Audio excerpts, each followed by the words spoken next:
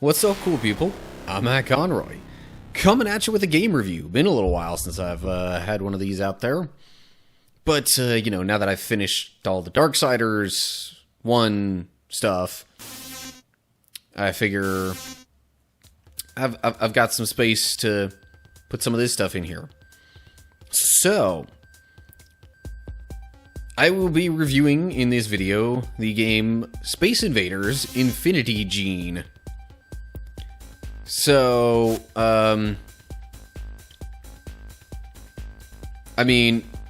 if you know anything about Space Invaders, you kind of know the general gist of how this game's going to work.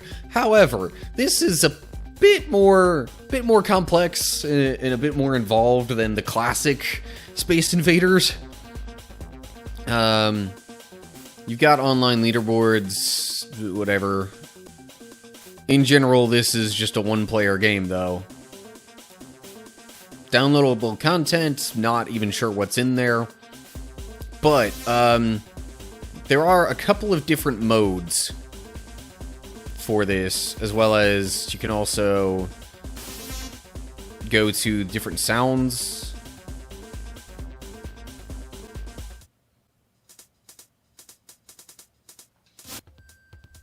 I don't know what that's even really all about. This was initially released in the Xbox 360 generation, which was far more into the idea, at least at first, of using music, even your own music, to go through some levels. So I guess the impression I get is that this music mode here was meant to be one where you would actually like play your own music that you had stored on the hard drive, and it would like kind of adjust the level based off of that somewhat.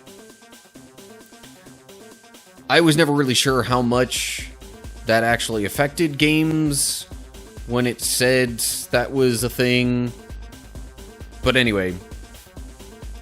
You've got challenge mode, which, if I remember correctly, what this does is that you essentially, well, no, I guess, anyway, the idea is supposed to be that, as it says on the bottom, play stages that change with each play. So, like, each time you play a certain level, it'll be different than the previous time you played it. I guess maybe just each level is kind of sort of its own difficulty, air quote. Anyway, you got bonus stages that you unlock. Normal is where you essentially, that's the closest to the classic, I guess. You just kind of, you play through a level, and you have, a certain number of lives, and you just try to survive while ideally defeating as many enemies as possible. I've gotten up to this stage so far, so it's not like I've played everything, but as you go through the stages, you see these branches off to the sides. Those are kind of, in a sense, where the whole Infinity Gene concept comes in for the name of this game, because as you clear levels and or get certain scores in the levels, then it unlocks more of the gameplay. For example, when you first start playing the game, you only have the rapid option for your weapon, but you can unlock other weapon types. Personally, my favorite one is the wave, I think. The lock-on, it only seems to really go directly in front of and behind you. But anyway, I'm going to play through a level At least one. Trying to do this. So yeah. You can move in all 4 directions. Well, technically, I guess, you know, you've got... Oh, jeez. I was not ready for that thing to show up.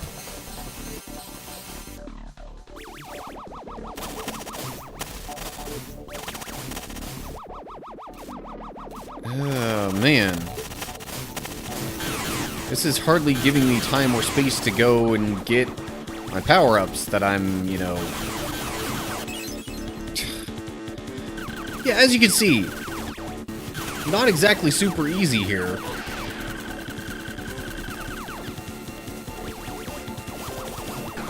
This is also nowhere near my best performance in this game.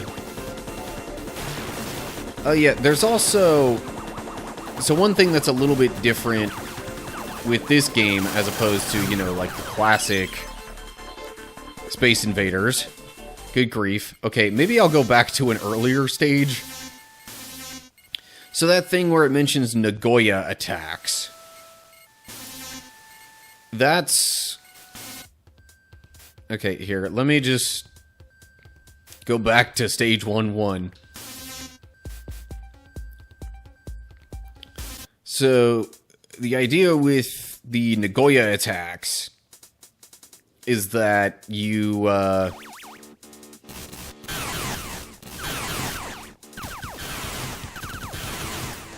essentially, if an enemy produces, like, a bullet, or whatever you want to call it, if it produces... You know, something other than itself that you need to dodge.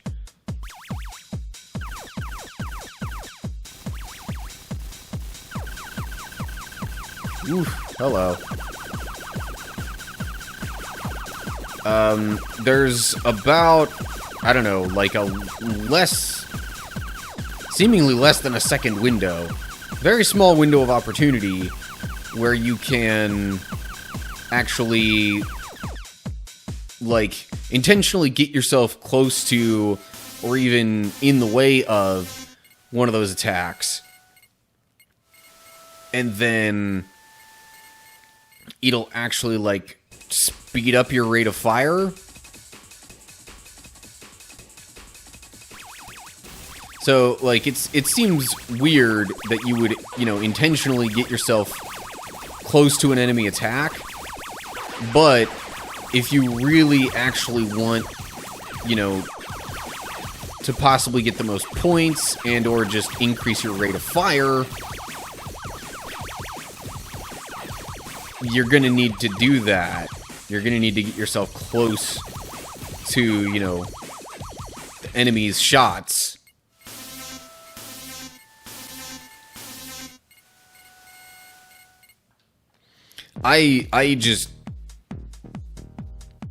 I always hesitate to do that. I am not a big fan of that general idea because, like...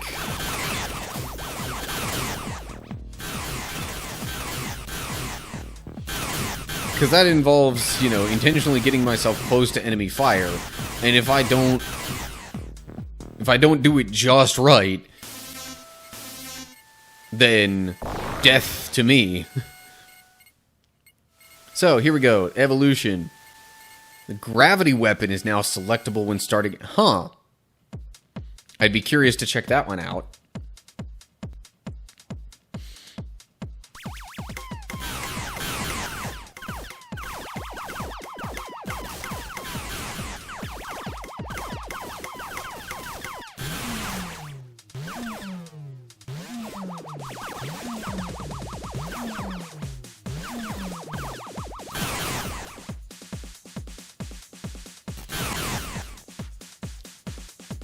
Okay. And this is just gonna keep going for a while, it seems. Oh yeah, sometimes you do have kind of sort of boss levels like this.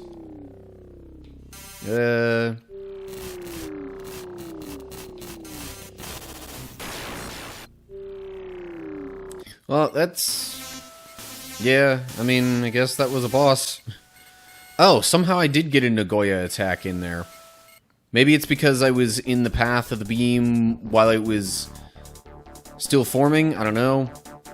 But anyway. So, yeah, if you're into the idea of the whole classic Space Invaders thing, but, you know, want a slightly newer take on it, with, you know, added wrinkles of playability and or difficulty, might be a good game to check out.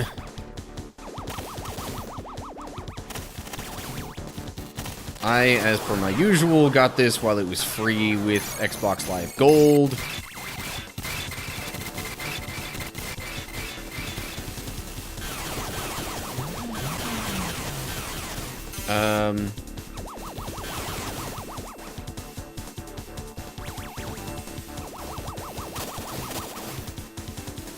Yeah, I don't know if there's really too much else to really say or do or explain regarding this game. Generally, your safest spot on the screen is going to be down at the bottom. But every once in a while, they'll have something go even all the way down there. But yeah, so... you know, as it relates to the leaderboard and scoring and whatnot, your chain notably affects that. And then, I guess, you know, Nagoya Attacks do as well.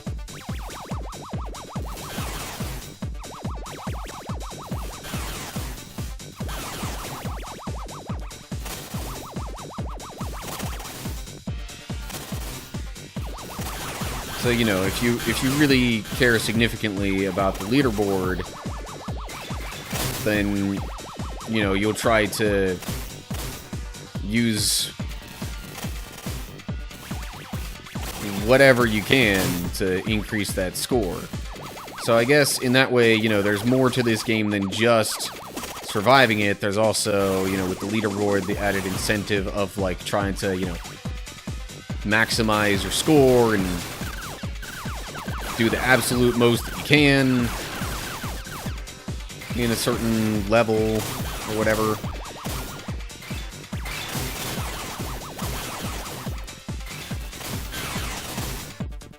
But yeah. Otherwise, you know, pretty simple. Oh, by the way, staying still, actually, at least after a while, it will increase your weapon output.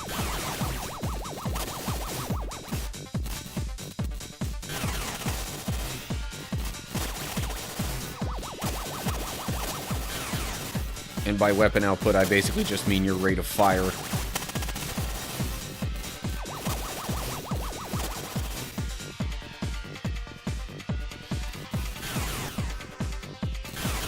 So, I mean, I would say the game's a bit repetitive, but, I mean, like, it's really only the absolute most basic of mechanics that are repetitive. You know, you get kind of a variety due to the different levels and enemy types that show up and different things like that. Plus, you can use the different weapons to play through it in different ways. So, that kind of increases the replayability of this. Sound effect 3 of 3 has been added to the collection. Okay, I'm going to exit this. Yeah. All the modes essentially play similar to what you've just seen. Except the music stuff, I don't really know quite how that works. But yeah, the basic gameplay is the same for any of these, it seems. So, I mean, you could argue it's a little bit, you know, simple and or repetitive in that way. But I mean, just the continued, you know, addition of more and more things definitely helps keep this game more interesting. Fires a black hole. Huh. Okay, real quick, I'm kind of curious how this weapon works. Oh, and the appearance of your ship also changes based on the type of weapon that you're using.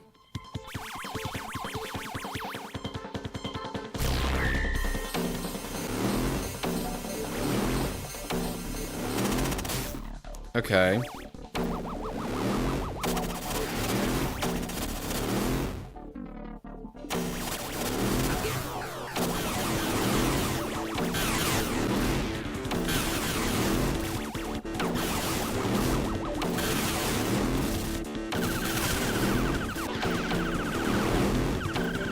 Whoa, hello.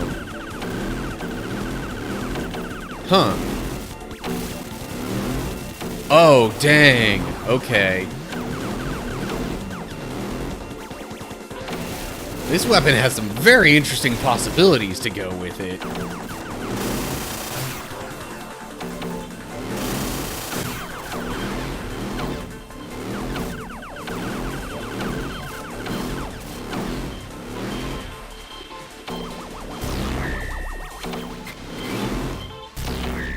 This somehow actually seems very well suited, this weapon does, to this level. I really don't know how or why, but somehow it just seems to work. You know? Centipede. I'm like, I don't know how I feel about being on the outside of that.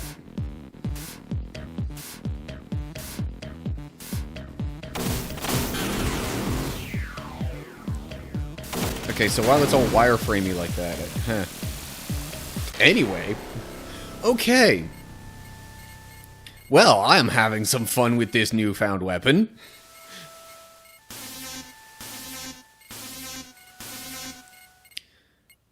In any case, I think that's about gonna wrap it up for this video. Ooh, bonus 1.4 is now available. Okay. So yeah. That's gonna do it for now. Geez, what kind of rating would I give this? I mean, it may be simple and honestly probably kind of short. Also a little bit annoying if you get stuck, air quote. But you really shouldn't if you're really, really good at this. Also, if you do happen to get stuck, you can go back, replay prior levels, and unlock things like I just did within this video. So, unless you're close to the end and you've unlocked basically everything in the game, it should be kind of difficult to get stuck. So, on the whole, I'd say this is a pretty solid game. I mean, it's not amazing in terms of variety of things that you can do, but again, the different types of weapons and such in particular increase replayability, and just the different kind of game modes that are maybe a little bit different from each other. Not a lot, but a little bit. Music mode, I really wish I could do music mode on this, because I always liked the concept of being able to play a game, you know, using your own music, and that, like, the music that's played would actually affect that. Maybe that's just remnants of my DDR days and, you know, Guitar Hero / Rock Band and all that kind of stuff when I was really into that. But anyway, I'd give this, you know, somewhere around a 7 to 8 range. I know that's where I land on a lot of these games, but I mean, it's solid for what it is. It certainly doesn't try to do a lot. but I mean, it's pretty good at what it does do. And, like, you don't expect a game like this to have, you know, a lot of fancy bells and whistles to it, you know? And I don't think you should necessarily, you know, rip on a game just because it doesn't have, just because it isn't some, you know, really recent AAA title that has, like, you know, hundreds of hours worth of content and side quests and open world stuff and all that. Like, not every game has to be like that. So anyway, yeah, somewhere in the 7 to 8 range, I think, is where I'd rate this. Definitely a family-friendly game.